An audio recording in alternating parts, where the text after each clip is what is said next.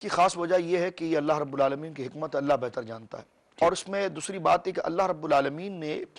سارے کمالات مصطفیٰ کریم میں عطا فرمائے۔ سبحان اللہ۔ یعنی اللہ نے انبیاء تو بنائے اور انبیاء کو بھیجا ہدایت کے لیے،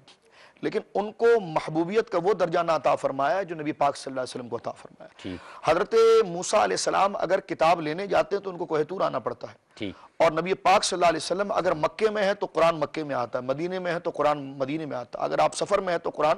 سفر میں آتا۔ حضرت موسیٰ علیہ السلام نے اللہ کی بارگاہ میں عرض کی کہ مولا میرے علم کو زیادہ فرما، تو اللہ نے فرمایا خضر کے پاس چلے جاؤ، لیکن نبی پاک نے اپنے علم کی زیادتی کی بات نہیں فرمائی، اس کے بغیر اللہ نے فرما دیا کہ محبوب ہم تجھے ایک دعا بتا دیتے ہیں، وہ تو ہمارے حضور پڑھ دے، ہم خود تیرے علم کو زیادہ کر دیں گے۔ وَقُلْ رَبِّ زِدْنِي علما، کہ بول میرے محبوب کہ اے رب میرے علم کو زیادہ فرما۔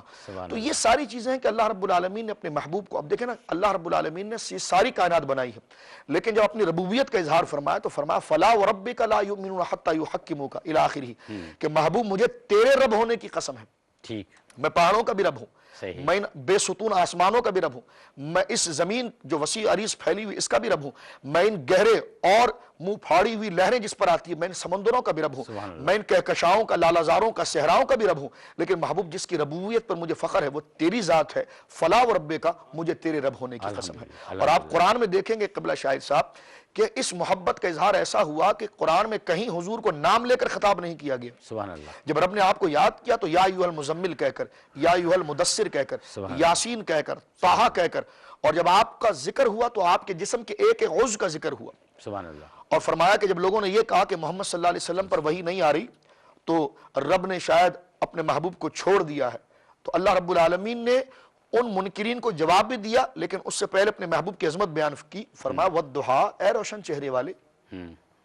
وَاللَّيْلِ اِذَا سَجَىٰ، اے وہ کالی زلفوں والے کہ جو چہرے پر سا جاتی ہے، مَا وَدَّعَكَ رَبُّكَ وَمَا قَلَىٰ، تیرے رب نے نہ تجھے چھوڑا ہے نہ دھتکارا ہے۔ فرمایا فَإِنَّكَ بِأَعْيُنِنَا، محبوب تو ہماری آنکھوں میں ہوتا ہے، تو ہماری نظروں میں بستا ہے، تو ہماری قدرت کی نظروں میں ہوتا ہے، یہاں تک کہ حضور علیہ السلام کے جسم کے ایک ایک عضو کو بیان کیا گیا۔ ایک آخری بات میں یہاں پر عرض کروں، فرمائیے۔ قرآن کہتا ہے کہ جب نبی کریم علیہ السلام پر کفار نے ظلم و ستم کی حد کر دی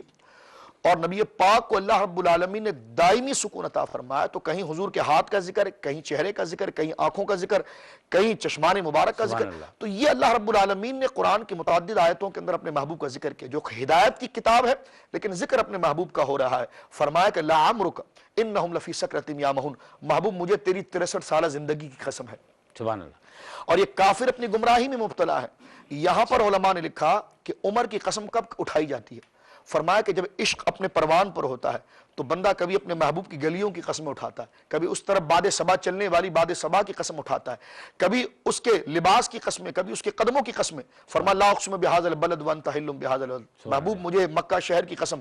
اس لیے نہیں کہ وہاں پر کعبہ ہے، فرمایا وانت حل بہذا البلد، تیرے پاؤں وہاں پر لگ رہے ہیں اس لیے قسم ہے، لیکن فرمایا جب محبت کمال پر پہنچتی ہے تو اس وقت عمر کی قسم اٹھائی جاتی ہے۔ یہاں پر علامہ قرطبی علیہ رحمت کا قول مجھے یاد آتا ہے، فرمایا رب کریم نے اپنے محبوب کی عمر کی قسم اور زندگی کی قسم اٹھا کر کیا کیا؟ فرمایا ھذا نہایت التعظیم وغایت البر والتشریف، یہاں پر خدا نے اپنے محبوب کی تعظیم کی انتہا کو بیان کر دیا اور آپ کے درجے کی انتہا کو بیان کر دیا۔ تو آپ اندازہ لگائیے کہ اللہ رب العالمین تو اپنے محبوب کی تعظیم کی انتہا کر رہا ہے، اور ہم یہاں پر بیٹھ کر یہ بات کر رہے ہیں کہ حضور کی میلاد کی خوشی ہونی چاہیے کہ نہیں ہونی چاہیے۔ اچھا سر،